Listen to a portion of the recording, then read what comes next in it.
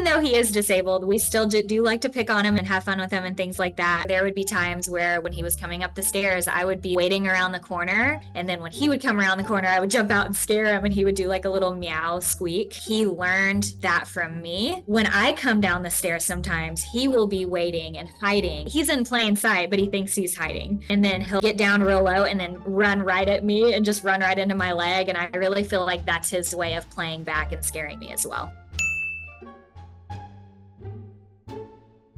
He is very loving. He loves his people. He loves to be around his people. He's quirky. He always wants to see what we're doing. And every so often, he'll just not be around and we'll be like, where's Petey? We'll just go upstairs and he'll just be laying in the middle of the room, sitting like a little cat loaf. And it's hilarious because I know he doesn't really have any context for what's around him. And we're like, you're just laying right in the middle of the room.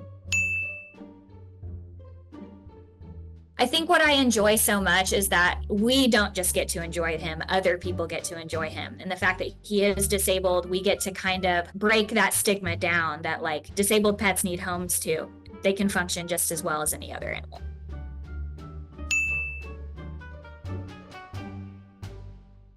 Petey actually was a bit of an unconventional find. We actually have several feral cats around the neighborhood that myself and a couple of other people have teamed together in a TNR program, Trap, Neuter, Release. And it is a way just kind of to help keep the pet population or overpopulation down, but also respecting that the fact that these are feral cats and not necessarily ready to be somebody's pet. We have a couple of feral cats around the neighborhood that I feed and water every day. One evening in the winter, we heard just the loud commotion of two cats fighting. And so my partner and I ran outside. He had a flashlight and he was like shining it in the back and he saw this black cat kind of like aimlessly bounding around the yard. Like he could tell that the cat couldn't really see where he was going. And when my partner shone a flashlight on him, you could tell that his eyes were like kind of shriveled into nothing and looked really goopy. My partner was like, I think he's blind, babe. And so went out there. You could tell he just was kind of timid. He didn't know where he was, didn't know what he was doing, didn't know who we were. So we just very gently,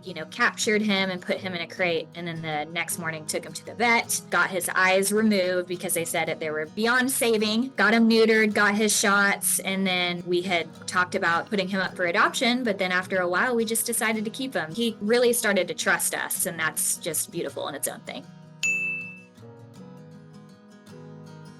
For a few days after the procedure, it was scary, I think, for him, because even though I know he couldn't see anything really, I think he could still see light and shadows and things of that sort. He looked a bit deranged for a little while. He had to wear like this little donut, but after a few days, we took the donut off and just let him roam supervised around the house, and he learned the layout of the house so fast. I just think more than anything, I was honored that he just trusted us, like he was very trusting, despite being scared.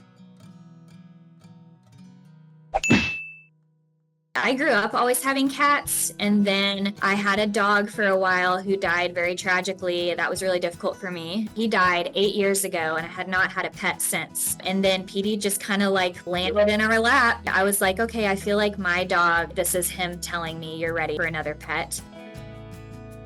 Now, mind you, I've never had a disabled pet before, but after doing the research, everyone was like, disabled pets, especially a blind cat, can do basically everything other cats can do. You just don't rearrange your furniture all the time and you'll be fine.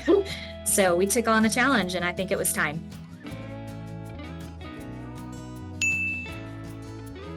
He has taught me being more open-minded to adopting disabled pets. There's even benefits, like Petey doesn't counter surf. He really doesn't get into things. So that's actually kind of a benefit, but he has shown me not to be afraid to lend a home to a disabled pet. He has shown me again just the beauty of having a pet, and it is a big responsibility. It is a life commitment. You agree to have an animal, you are agreeing to care for that animal through their lifespan. Having a pet is super special, and they're always there and they're always looking to you. It's just a good reminder of how special it is.